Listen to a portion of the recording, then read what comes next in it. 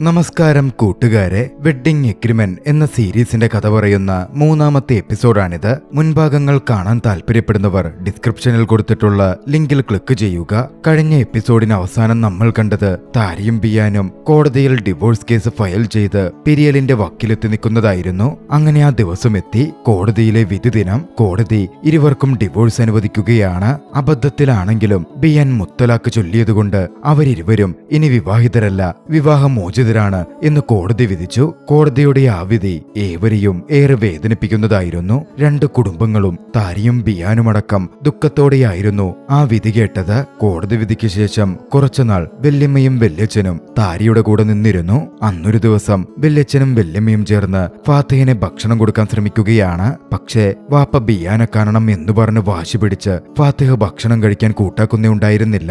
താരിയെത്തി ഫാത്തിഹിനോട് എന്താ മോനെ ഭക്ഷണം കഴിക്കാത്തെ, ഭക്ഷണം കഴിക്കെന്ന് പറഞ്ഞു. ഉടൻ വന്നു ഫാത്തിഹിന്റെ മറുപടി, എനിക്ക് വാപ്പയെ കാണാൻ തോന്നുക, വാപ്പയെ കണ്ടിട്ടേ ഞാൻ കഴിക്കുകയുള്ളൂ. താരിയുടെ മുഖം വല്ലാതാവുന്നുണ്ട്. ഇതേ സമയം മറുവശത്ത് വിവാഹമോചനത്തോടെ ബിയാനാകെ തകർന്ന അവസ്ഥയിലെത്തിയിരുന്നു. കൂട്ടുകാർക്കൊപ്പം കളിക്കാനൊക്കെ പോയെങ്കിലും അവനേറെ ദുഃഖിതനായി കാണപ്പെട്ടിരുന്നു. ഫുട്ബോൾ കളിക്കിടയിൽ അറിയാതെ എതിർ ടീമിലെ ഒരംഗം ബിയാനെ തള്ളി വീഴ്ത്തി. ബിയാൻ അതിന്റെ പേരിൽ അവനോട് വലിയ തോതിൽ ഫൈറ്റിൽ ഏർപ്പെടുന്നുണ്ട്. ശേഷം ബിയാൻ സൈഡിൽ തന്റെ ഷൂ എടുത്ത് കയ്യിൽ പിടിച്ച് നോക്കിയിരിക്കുകയായിരുന്നു. ആ ഷൂ കണ്ട് അവൻ വേദനയോടെ കണ്ണുനീർ പൊഴിച്ചു. അതിനു പിന്നിലൊരു കാരണവുമുണ്ട്. പണ്ട് ബിയാനെ താരി ബർത്ത്ഡേ പ്രസന്റായി കൊടുത്തതായിരുന്നു ആ ഷൂസ്. അന്നൊന്നും താരിയെ ബിയാൻ ഇഷ്ടമേയല്ല.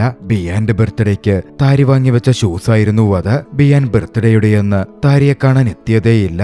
ദേഷ്യത്തിൽ താരിയും ആ ഷൂസ് എടുത്ത് ഒളിപ്പിച്ചു വെച്ചിരുന്നു. പിന്നീട് ഒരിക്കൽ വേലക്കാരി ഡാർമിയായിരുന്നു ആ ഷൂസ് എടുത്ത് ബിയാന് കാണിച്ചു കൊടുത്ത് ബർത്ത്ഡേ പാർട്ടിക്ക് താരി എത്രത്തോളം ഗിഫ്റ്റുമായി ബിയാന് വേണ്ടി കാത്തിരുന്നിരുന്നു എന്ന് പറഞ്ഞത്. അതൊക്കെ ഓർത്ത ബിയാൻ കൂടുതൽ കണ്ണുനീർ പൊഴിച്ചുകൊണ്ടിരുന്നു. അധികം വൈകാതെ താരിയുടെ വല്യമ്മയും വല്യച്ഛനും അവരുടെ വീട്ടിലേക്ക് മടങ്ങിയിരുന്നു. ആ വലിയ വീട്ടിൽ ഫാത്തിഹിനൊപ്പം താരി ഒരുപാട് ഒറ്റപ്പെട്ടു നിന്നു. ബിയാനാകട്ടെ അന്ന് വൈകിട്ട് വീട്ടിലേക്ക് മടങ്ങിയെത്തുകയാണ്. വിവാഹമോചനത്തോടെ ആകെ തകർന്നിരുന്ന ബിയാൻ സ്വന്തം ആരോഗ്യം പോലും ശ്രദ്ധിക്കുന്നുണ്ടായിരുന്നില്ല. വാപ്പ ബിയാനെ പിടിച്ചു നിർത്തി സംസാരിച്ചു. നീ എന്താ ഇങ്ങനെ എല്ലാം നഷ്ടപ്പെട്ടവനെ പോലെ കഴിയുന്നത്? നീ നന്നായി ഭക്ഷണം പോലും കഴിക്കുന്നില്ല. നിനക്ക് ഞങ്ങളൊക്കെയില്ലേ? ഞാനുണ്ട്, നിന്റെ ഉമ്മയുണ്ട്, നിന്റെ അനിയത്തിയുണ്ട്. നീ ഒരിക്കലും ഒറ്റയ്ക്കല്ല മോനെ. നീ നിന്റെ ആരോഗ്യമൊക്കെ നന്നായി നോക്കണം. വാപ്പ ബിയാനെ ഉപദേശിക്കാനും ആശ്വസിപ്പിക്കാനും ശ്രമിച്ചു. അടുത്ത ദിവസം ഹിജ്റ എക്സ്പോയുടെ മീറ്റിംഗ് നടക്കുകയാണ്. സൽമാൻ എല്ലാവർക്കും ക്ലാസ് എടുക്കുകയായിരുന്നു. മീറ്റിംഗ് ക്ലാസ് അറ്റൻഡ് ചെയ്തുകൊണ്ട് സാറയും ഒരു കൂട്ടുകാരിയും ഉണ്ട്.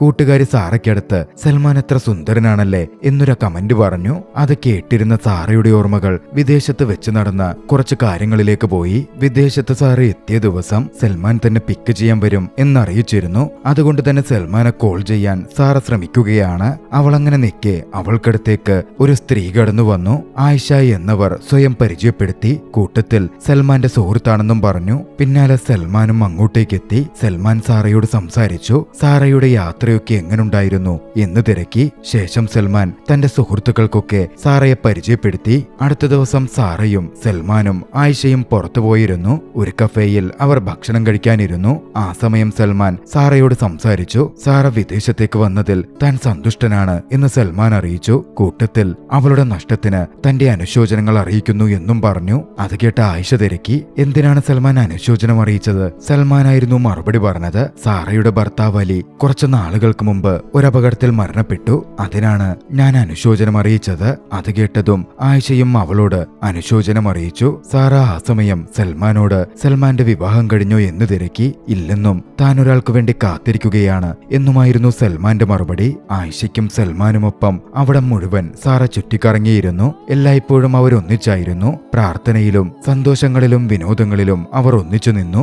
ആലോചനകളിൽ മുഴുകി നിന്നിരുന്ന സാറ കൂട്ടുകാരി വിളിച്ചപ്പോഴായിരുന്നു ഓർമ്മകളിൽ നിന്നുണർന്നത്. കൂട്ടുകാരി സാറയോട് എന്താടി ദിവാസ്വപ്നം കാണുകയാണോ എന്ന് ചോദിച്ച് കളിയാക്കി. മറുവശത്ത് അകുമാകട്ടെ തന്റെ ഭാര്യ അമിയെ താരിയുടെ വീട്ടിൽ ഡ്രോപ്പ് ചെയ്യുകയായിരുന്നു. ബൈക്കിൽ നിന്ന് ഇറങ്ങിയതും അമി പറഞ്ഞു, അകും നിങ്ങളൊരു കാര്യം ചെയ്യ്, നമ്മൾ കഴിക്കുന്നിടത്ത് പോയി വെയിറ്റ് ചെയ്യ്. താരി കുറെ ദുഃഖിതയാണെന്നാ തോന്നുന്നേ. ഞാൻ അവളോട് സംസാരിച്ചിട്ട് വരാം. ഹെൽമെറ്റും വാങ്ങി അകും ബൈക്കിൽ ബൈക്കെടുത്ത് പോയി. അമി താരിയെ കാണാൻ വീടിനകത്തേക്ക് ചെന്നു. കുറച്ചു കഴിഞ്ഞ് താരിയും അമിയും ഇരുന്ന് സംസാരിക്കാൻ തുടങ്ങി. ഈ വലിയ വീട് ബിയാൻ എന്റെ പേരിലാ വാങ്ങിയിരുന്നേ. ഇപ്പോ ഫാത്തിഹിനും എനിക്കും താമസിക്കാൻ അവർ ഈ വീട് വിട്ടു തന്നു. ബിയാൻ നല്ലൊരു ഭർത്താവായിരുന്നു അല്ലേ എന്ന് അമി ചോദിച്ചപ്പോ താരി അതേയെന്ന് മറുപടി പറഞ്ഞു. ഫാത്തിഹ് ഇപ്പോ അവന്റെ വാപ്പയെ ഒരുപാട് മിസ് ചെയ്യുന്നുണ്ടെന്നും വാപ്പയെ കാണണം എന്ന് പറഞ്ഞ് പലപ്പോഴും വാശി കാട്ടുന്നുണ്ട്. അവനാണെങ്കിൽ പറഞ്ഞാൽ മനസ്സിലാവുന്ന പ്രായവുമല്ല.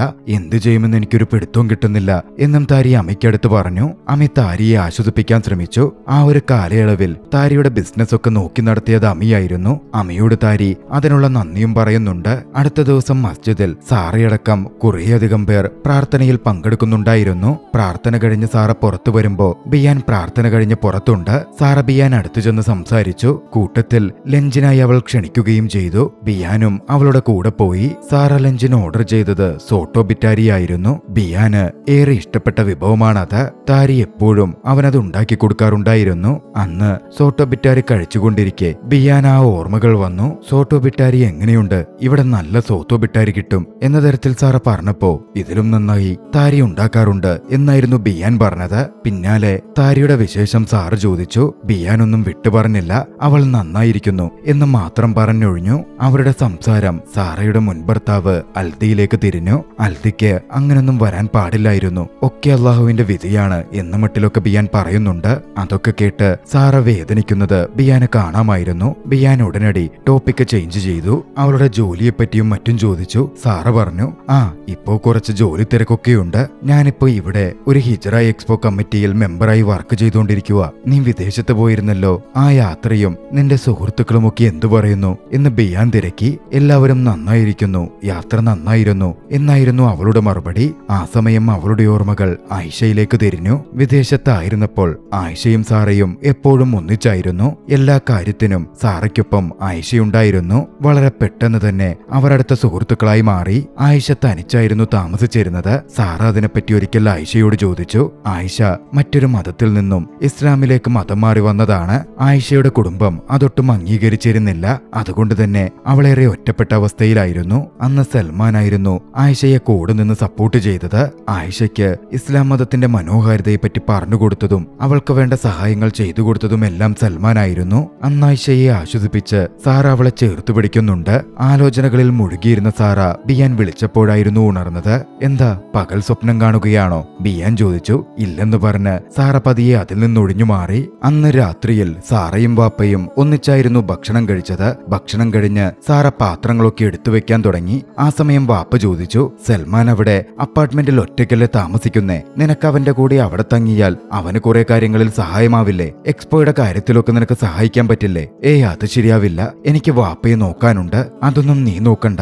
നിങ്ങളുടെ റിലേഷൻഷിപ്പ് ഇപ്പോ എങ്ങനാ പോകുന്നേ? നിങ്ങൾ രണ്ടാളും തമ്മിൽ വിവാഹം കഴിച്ച നിന്നെപ്പറ്റി ആലോചിച്ച് എനിക്ക് വേവലാതിപ്പെടണ്ടല്ലോ എന്ന് പറഞ്ഞ് സാറയുടെ വാപ്പ അവിടെ നിന്ന് പോയി. വാപ്പ പോയി കഴിഞ്ഞ് സാറ അവിടെയുള്ള കസേരയിലിരുന്നു. ഫോണെടുത്ത് അതിലൊരു വീഡിയോ നോക്കാൻ ആരംഭിച്ചു. വിദേശത്തുള്ളപ്പോ സാറയും ആയിഷയും സൽമാനും ഒന്നിച്ചെടുത്ത ഒരു വീഡിയോ ആയിരുന്നു അത്. സാറയുടെ ഓർമ്മകൾ വീണ്ടും വിദേശത്തെ നാളുകളിലേക്ക് തിരിഞ്ഞു. അവിടെ ജീവിക്കുന്ന കാലയളവിൽ ആയിഷയ്ക്ക് സൽമാനോട് പ്രണയമുണ്ട് എന്ന് സാറ മനസ്സിലാക്കിയിരുന്നു. ഒരിക്കൽ സാറ അത് ചോദിക്കുകയും ചെയ്തു. നിനക്ക് സൽമാൻ ഇഷ്ടമാണോ? അതെ, സൽമാൻ ഒരുപാട് സ്പെഷ്യലാണ്, ആയിഷ പറഞ്ഞു. പിന്നെന്താ നീ നിന്റെ ഇഷ്ടം സൽമാനോട് പറയാത്തത്? സാറയും ആയിഷയും അങ്ങനെ സംസാരിച്ചു നിൽക്കെ കുറച്ച് മാറി നിൽക്കുകയായിരുന്ന സൽമാൻ ആയിഷയെ നോക്കി കൈയുയർത്തി കാട്ടി. പുഞ്ചിരിയോടെയുള്ള സൽമാന്റെ ആ കൈയുയർത്തൽ കണ്ടതും ആയിഷയ്ക്ക് സന്തോഷവും ഒപ്പം നാണവും വന്നു. പഴയകാലത്തെ ആ ഓർമ്മകൾ സാറയുടെ കണ്ണുകൾ നിറയ്ക്കുന്നുണ്ടായിരുന്നു. അടുത്ത ദിവസം സാറ ഷോപ്പിങ്ങിന് സൂപ്പർ മാർക്കറ്റിൽ പോയിരുന്നു. അതേസമയം അവിടെ താരിയും ഷോപ്പിങ്ങിനായി എത്തിയിരുന്നു. ഇരുവരും മീറ്റ് ചെയ്തു, സംസാരിക്കാൻ ആരംഭിച്ചു. താരിയോട് സാറ സുഖാന്വേഷണങ്ങൾ തിരക്കി. ഈ സമയം താരിക്കൊപ്പമുണ്ടായിരുന്ന ഡാർമിക്ക് താരി സാറയോട് സംസാരിക്കുന്നത് അത്ര ഇഷ്ടപ്പെട്ടിരുന്നില്ല. സാറയെ കണ്ടതും മുഖം മാറിയ ഡാർമി അവിടെ നിന്ന് ഫാത്തിഹിനെയും കൂട്ടിക്കൊണ്ടുപോയി. സാറ വീണ്ടും താരിയോട് സംസാരിച്ചു. താനിപ്പോ ഹിജറ എക്സ്പോ കമ്മിറ്റിയുടെ ഭാഗമാണെന്നും താരിയും ബിയാനും എന്തായാലും എക്സ്പോയിൽ പങ്കെടുക്കാൻ ഒരു ദിവസം അങ്ങോട്ടേക്ക് ഇറങ്ങണം എന്നും അവൾ പ്രത്യേകം പറഞ്ഞു. താരി അവളെ തിരുത്താനൊന്നും പോയില്ല. ഇരുവരും യാത്ര പറഞ്ഞ് പിരിയുകയും ചെയ്തു. അടുത്ത ദിവസം ഹിജറ എക്സ്പോ കമ്മിറ്റിയുടെ മീറ്റിംഗ് ഉണ്ടായിരുന്നു. മീറ്റിംഗിൽ സൽമാൻ ക്ലാസ് എടുത്തു. ക്ലാസ് കഴിഞ്ഞ് ഏവരും പിരിഞ്ഞുപോയതും സാറ സൽമാന്റെ അടുത്ത് ചെന്ന് സംസാരിച്ചു. നീ ഇതിനു വേണ്ടി ഒരുപാട് വർക്ക് ചെയ്യുന്നുണ്ട്, കുറച്ച് റെസ്റ്റ് എടുക്ക്. സൽമാൻ ചെറു ചിരിയോടെ പറഞ്ഞു. ഇതുപോലെ നീ എന്നെ കെയർ ചെയ്താലൊന്നും നിന്റെ വർക്ക് കുറയില്ലാട്ടോ, നല്ല വർക്ക് എടുക്കേണ്ട വരും. പിന്നാലെ സൽമാൻ അവിടെ നിന്ന് എഴുന്നേറ്റ് പോവുകയും ചെയ്തു. സൽമാൻ പോകുന്നത് സാറ നോക്കി നിന്നു. ഒരു നിമിഷം സൽമാനെ ഓർത്ത് അവളുടെ മുഖം മാറി. പഴയ ഓർമ്മകൾ അവളുടെ ഉള്ളിലേക്ക് ഓടി വന്നു. ആയിഷ സൽമാനെ ഒരുപാട് ഇഷ്ടപ്പെട്ടിരുന്നല്ലോ. വൈകാതെ ആയിഷയുടെ ആരോഗ്യാവസ്ഥ വളരെയധികം മോശമായി. അവൾ ആശുപത്രിയിൽ അഡ്മിറ്റ് ചെയ്യപ്പെട്ടു. സൽമാനും സാറയും ആശുപത്രിയിൽ എത്തിയിരുന്നു. സാറ സൽമാൻ അടുക്കൽ ചോദിച്ചു, ആയിഷയുടെ റിലേറ്റീവ്സിനെയൊക്കെ അറിയിച്ചില്ലേ? അവരാരും ഇതുവരെ വരാത്തതെന്താ? നിനക്കറിയാലോ, മതം മാറിയതിന് റിലേറ്റീവ്സൊക്കെ അവളെ ഒഴിവാക്കിയതാണ്. അവരാരും അവളെ കാണാൻ വരിക പോലുമില്ല. സാറ പറഞ്ഞു, സൽമാൻ, നിനക്ക് ആയിഷയെ ഇഷ്ടമാണെന്ന് എനിക്കറിയാം. അവൾക്കും നിന്നെ ഇഷ്ടമാണ്. ഇനിയും കാത്തിരിക്കാനുള്ള സമയമില്ല. നീ നിന്റെ ഇഷ്ടം അവളോട് എന്തായാലും പറയണം. കഴിയുമെങ്കിൽ ഇന്ന് തന്നെ. അവൾക്കത് സന്തോഷമാകും. സൽമാൻ ആയിഷയുടെ അടുത്തു ചെന്നിരുന്നു. അന്ന് അവളോട് തന്റെ ഇഷ്ടം പറയാൻ സൽമാൻ തുടങ്ങി. പക്ഷെ സൽമാൻ പറഞ്ഞു തുടങ്ങിയപ്പോഴേക്കും ആയിഷ സൽമാനോട് ഡോക്ടറെ കൂട്ടിക്കൊണ്ടുവരാമോ എന്ന് ചോദിച്ചു. ഡോക്ടറെ വിളിക്കാൻ സൽമാൻ പുറത്തേക്ക് പോയി. സൽമാൻ ഇരുന്നിടത്ത് സാറ വന്നിരുന്നു. സാറയുടെ കൈപിടിച്ച് അന്ന് ആയിഷ പറഞ്ഞു, സൽമാനെ നീ ഒറ്റക്കാക്കരുത്. അവന്റെ കൂടെ നിന്ന് അവന് വേണ്ടതൊക്കെ ചെയ്തു കൊടുക്കണം. ഞാൻ വളരെ പെട്ടെന്ന് തന്നെ സുഖപ്പെടും. അതിനുശേഷം ഞങ്ങളുടെ വിവാഹം നടക്കും. ആയിഷ അങ്ങനെ പറഞ്ഞുകൊണ്ടിരിക്കെ തന്നെ പെട്ടെന്ന് മയക്കത്തിലേക്ക് വീണു. ആ മയക്കത്തിൽ തന്നെ അവൾ ഈ ലോകത്തോട് വിട പറഞ്ഞു. വിവരമറിഞ്ഞ് അങ്ങോട്ടേക്ക് ഓടി വന്ന സൽമാൻ ഡോക്ടർ എന്ന് അലറി വിളിച്ച് പൊട്ടിക്കരയാൻ തുടങ്ങിയിരുന്നു. ആയിഷയുടെ മരണം സൽമാനെ അത്രമേൽ ബാധിക്കുന്നതായിരുന്നു. കൊച്ചുകുട്ടിയെപ്പോലെ ഏറെ വേദനയോടെ അവൻ പൊട്ടിക്കരഞ്ഞുകൊണ്ടേയിരുന്നു. സാറ അവനെ ആശ്വസിപ്പിക്കാൻ ശ്രമിക്കുന്നുണ്ടായിരുന്നു. ആയിഷയുടെ കബറടക്കമൊക്കെ കഴിഞ്ഞ് കുറച്ച് ദിവസങ്ങൾക്ക് ശേഷം സൽമാൻ അവിടെ ദുഃഖത്തിൽ തുടരുന്നത് കണ്ടു നിൽക്കാൻ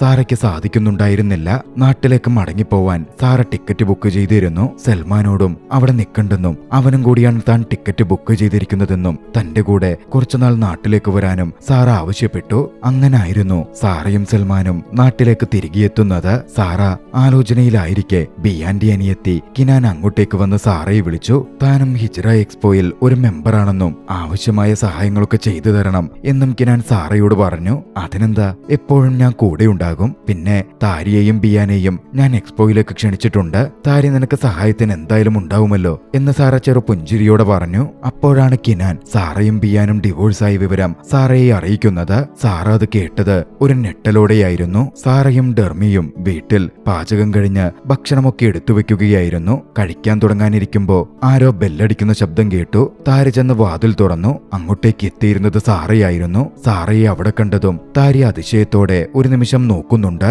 അവർ തമ്മിലെന്തോ സംസാരിക്കാൻ തുടങ്ങി. ആ ദൃശ്യങ്ങളോടെ മൂന്നാമത്തെ എപ്പിസോഡ് അവസാനിക്കുകയാണ്. തുടർന്ന് കാണുവാൻ ഡിസ്ക്രിപ്ഷനിലെ ലിങ്കിൽ ക്ലിക്ക് ചെയ്യുക. വീഡിയോ ഇഷ്ടമായെങ്കിൽ ലൈക്ക് ചെയ്യുക. അഭിപ്രായങ്ങളും നിർദ്ദേശങ്ങളും കമന്റുകളിൽ രേഖപ്പെടുത്തുക. കഴിയുമെങ്കിൽ ചാനൽ സബ്സ്ക്രൈബ് ചെയ്തും കൂട്ടുകാർക്ക് ഷെയർ ചെയ്തു കൊടുത്തും ഞങ്ങളെ സപ്പോർട്ട് ചെയ്യുക. അടുത്ത എപ്പിസോഡിൽ മറ്റൊരു മികച്ച ചലച്ചിത്രവുമായി നമുക്ക് കണ്ടുമുട്ടാം. അതുവരെ ബൈ.